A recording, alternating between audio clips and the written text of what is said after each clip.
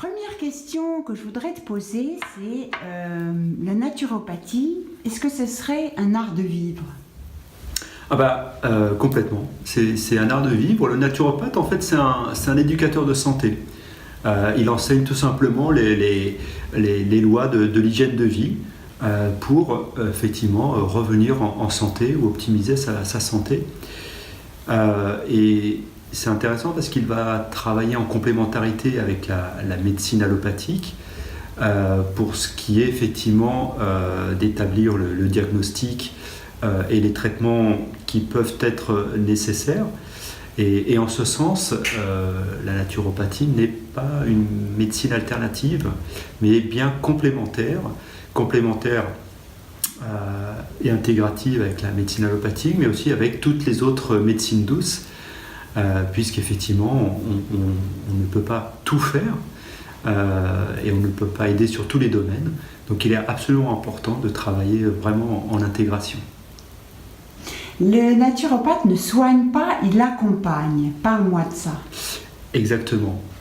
Il ne soigne pas, il accompagne, c'est-à-dire qu'il va effectivement accompagner ce retour à la santé, cette optimisation, le retour à un certain bien-être, tout simplement en appliquant un certain nombre de techniques naturelles de santé, de cure, de correction dans l'hygiène de vie, pour réveiller le médecin intérieur et activer tous nos systèmes d'autorégulation, de sorte que toute l'intelligence du corps soit mobilisée pour ce retour à la santé. Chaque naturopathe fait un bilan de vitalité avec son patient. Comment te renseignes-tu sur son terrain? Eh bien, justement, le bilan de vitalité, c'est une étude psychomorphologique où on va justement déterminer quelles sont les prédispositions de santé de la personne, ses points faibles, ses points forts. Et on va également identifier comment elle fonctionne d'un point de vue physique, physiologique et surtout émotionnel et mental pour bien comprendre la personne. Et effectivement derrière pouvoir adapter nos conseils à cette personne et que pour cette personne et en rapport avec le motif de sa visite. C'est amusant parce qu'en Ayurveda il y a 3 types de morphologie, aussi bien psychologique que physique, et on retrouve ça un peu chez vous puisque vous avez aussi 3 types différents, non? Alors, ce n'est pas forcément 3 types, mais ce sont ce qu'on appelle des constitutions, des tempéraments et des diathèses, qui sont en fait une sorte de classification arborescente en fait, de la personne. La constitution, c'est vraiment le capital avec lequel la personne est arrivée sur Terre. Il ne change pas tout au long de sa vie. Le tempérament, c'est comment cette personne a consommé son capital, a consommé sa vitalité. Et la diathèse indique l'instant présent, comment se situe la personne dans sa santé, dans son énergie, dans sa vitalité, tout simplement. Et donc c'est effectivement une imbrication assez complète et pas très complexe au demeurant, pour justement déterminer le type de la personne, avec toujours le même esprit en Ayurveda, mais dans d'autres disciplines aussi, qui est effectivement derrière d'adapter tes conseils à la personne, au type de personne que tu as en face de toi. Oui, ce qui est très difficile, non, j'imagine, parce que on tâtonne un peu. En fait, il faudrait connaître très bien une personne pour pouvoir s'adapter complètement à elle. Et c'est pour ça qu'on passe 1h30 avec elle. Sur la première consultation, c'est effectivement pour la connaître au mieux, puisqu'au-delà du bilan de vitalité, on va poser beaucoup de questions sur ses antécédents familiaux, personnels, son parcours de santé depuis la naissance jusqu'à maintenant, pour arriver effectivement à cerner l'ensemble de la problématique et surtout à faire tous les ponts et les connexions entre le bilan de vitalité et justement les questions qu'on aura posées. Utilises-tu l'iris et qu'est-ce que tu vois? Oui, j'utilise l'iris dans le cadre du bilan de vitalité et j'adore ça. C'est magnifique de regarder un iris. C'est Mais tu as une loupe j'ai une loupe avec une petite lampe intégrée qui me permet de bien observer l'iris. Et effectivement, je vais y regarder un certain nombre de choses. Bien sûr, on sait tous qu'il y a une projection de l'ensemble des organes de la personne, mais ce qui est intéressant aussi, c'est qu'on va y retrouver tous les systèmes, notamment le système nerveux autonome, le système circulatoire, le système nerveux. Et tout ça va nous apprendre beaucoup de choses sur la personne, comment elle fonctionne, comment elle a utilisé sa vitalité, où elle en est, comment elle gère son émotionnel, comment est son système immunitaire, comment est son système digestif. Voilà, tout ça, effectivement, l'iris va vraiment venir compléter le bilan de vitalité et toutes les questions que j'aurais posées auparavant. Et comme je te le disais, tout ça va m'aider à avoir déjà une vision globale de la personne, parce que notre approche, elle est globale, comme dans la grande majorité des médecines douces. On va vraiment approcher la personne sur le plan physique, physiologique, énergétique, émotionnel, mental, voire spirituel, si la personne est aussi en attente de ça. Et de cette manière-là, on va pouvoir vraiment remonter à la cause de la cause de la cause, qui est un principe cher à Hippocrate, qui est le papa de la naturopathie. Et justement, encore une fois, traiter la cause à la racine et pas juste effacer les symptômes. Peux-tu nous détailler les cures existantes ou celles que toi tu utilises ? Alors, il y en a 3 principales. Tu as la cure de détoxification, tu as la cure de revitalisation, puis tu as la cure mixte qui mêle les deux. Et puis, il y en a une 4e qu'on va plutôt utiliser en entretien, qui est la cure antiradicalaire, qui consiste à maintenir notre capital antioxydant.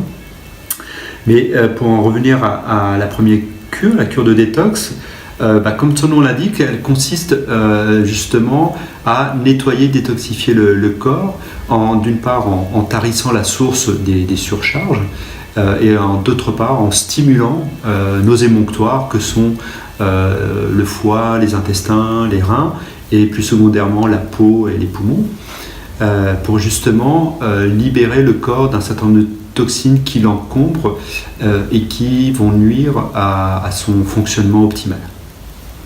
La cure de revitalisation, elle va consister, elle suit souvent la cure de détox, et elle va consister à remettre sur rail la personne, à la revitaliser, en lui apportant une alimentation qui soit optimale, saine et hypotoxique, et où on va également chercher à combler les carences que la personne avait déjà ou qui ont été induites par la détox, de sorte qu'effectivement, elle retrouve en tout cas le chemin de la santé.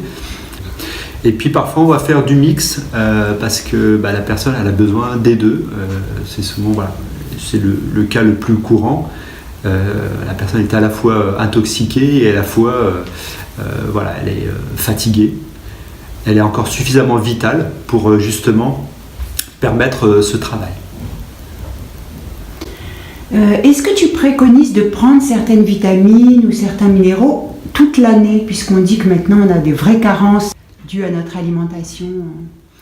Alors toute l'année non, mais en tout cas je suggère assez souvent de faire des cures régulières, peut-être tous les trimestres par exemple, c'est une idée, ça peut être au changement de saison, mais effectivement il y a des carences qui sont vraiment très, très fréquentes, comme les carences de magnésium, les carences de vitamine D, les carences de zinc, les carences d'iode, sont souvent les plus courantes.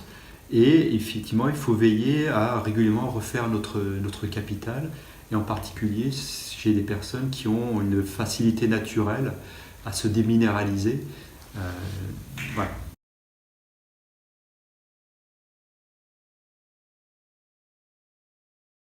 Passons à l'alimentation. Est-ce qu'il y aurait des associations à faire et d'autres à déconseiller? Alors, effectivement, on fait attention à l'association alimentaire ou dissociation alimentaire, c'est la même chose. puisque les aliments se digèrent à divers endroits du tube digestif. Donc effectivement, si on va par exemple associer des protéines fortes, c'est-à-dire des protéines animales, avec ce qu'on appelle des farineux forts, style pâtes par exemple, ou même du riz, on va avoir un mélange qui est relativement indigeste et extrêmement fatigant d'un point de vue digestif. Puisque l'estomac va donc chercher à digérer les protéines en premier lieu, donc les glucides vont rester emprisonnés dans l'estomac, ils vont fermenter, ils vont perturber cette digestion, et l'estomac va donc envoyer dans l'intestin une alimentation qui est mal digérée et donc va sursolliciter l'intestin, la flore intestinale, et donc produire beaucoup de gaz de ballonnement, de fermentation et potentiellement de l'inflammation.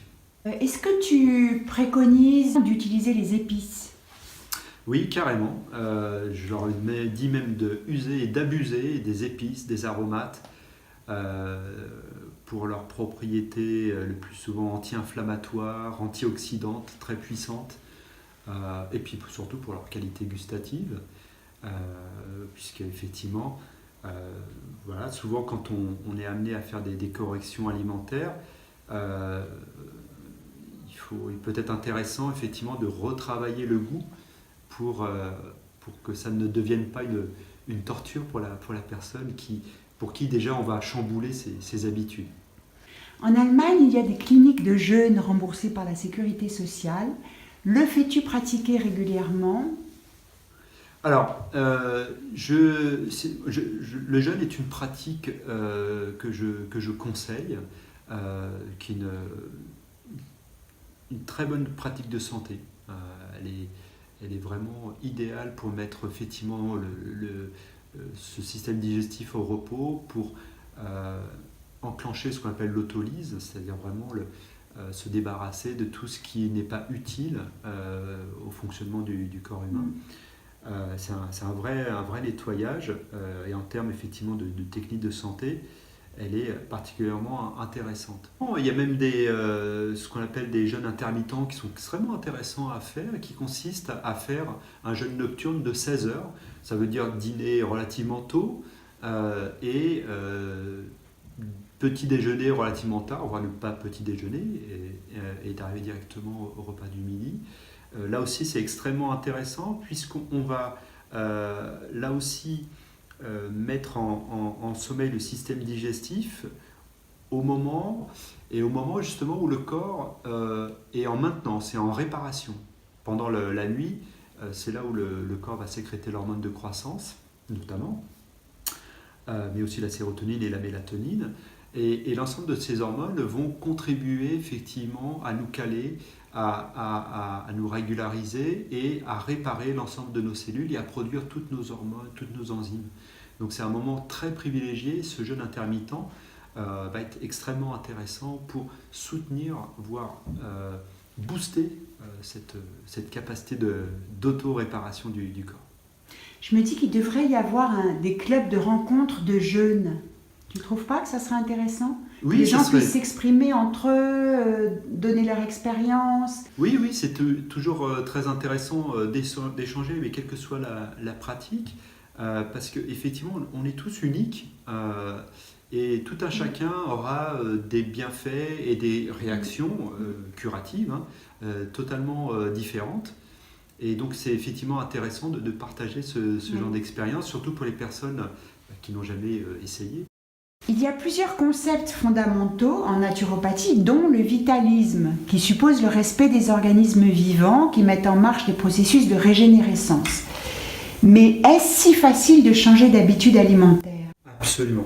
C'est vrai qu'on a des habitudes alimentaires traditionnelles et d'autres qui sont venues s'infiltrer, si je puis dire, dans nos habitudes, et pour lesquelles, et qui pour la plupart sont finalement délétères et savamment entretenues par l'industrie agroalimentaire. Et on a inscrit véritablement dans nos habitudes, dans notre esprit, dans nos inconscients, des habitudes alimentaires que l'on croit bonnes et qui s'avèrent complètement désastreuses.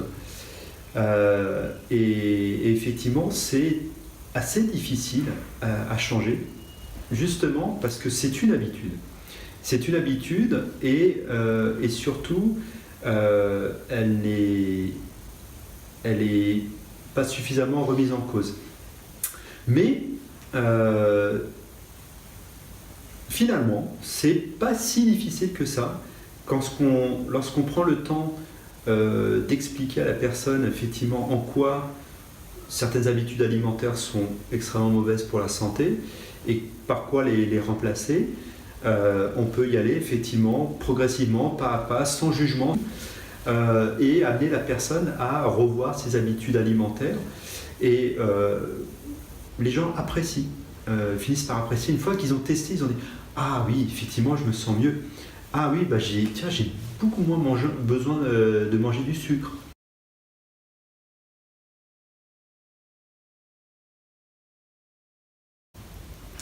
Une petite question personnelle pour finir. Que consommes-tu comme eau? Ah, quelle grande question pour un naturopathe. Alors moi, je consomme une eau qui est assez peu minérale. Voilà, parce il est assez commun, effectivement, chez la naturopathe, de dire que les minéraux contenus dans l'eau sont assez peu assimilés. Bon, ils sont quand même assimilés. Et qui peuvent avoir tendance à aller se mettre là où on ne le souhaite pas, c'est-à-dire dans les reins, dans les articulations. Toutefois, il est intéressant de consommer des eaux minérales ou fortement minéralisées, plutôt en mode de cure. Par exemple, il est intéressant d'avoir une eau très riche en bicarbonate, par exemple, pour combattre l'acidité, notamment chez les sportifs. Mais également chez des personnes qui peuvent être très, très acidifiées. Ça va être intéressant puisqu'effectivement le bicarbonate, qui est alcalin, va contribuer à tamponner les acides produits par les cellules. Et donc dans cet esprit-là, ça va être extrêmement intéressant. Mais ça doit rester occasionnel, puisqu'il ne faut jamais oublier que finalement que les eaux de source et les eaux minérales, à l'origine, elles étaient à des buts thérapeutiques. Et elles sont rentrées dans la grande consommation par le biais effectivement de la promotion et du marketing. Mais gardons toujours ça à l'esprit, des eaux qui sont fortement minérales, elles sont avant tout thérapeutiques. Et donc, par principe, on ne va pas consommer un médicament tout au long de l'année. Voilà, ça c'est mon point de vue. Et effectivement, je sais qu'il y a beaucoup de discussions et de controverses à ce sujet. Voilà. Merci beaucoup. Je t'en prie, merci à toi Marina.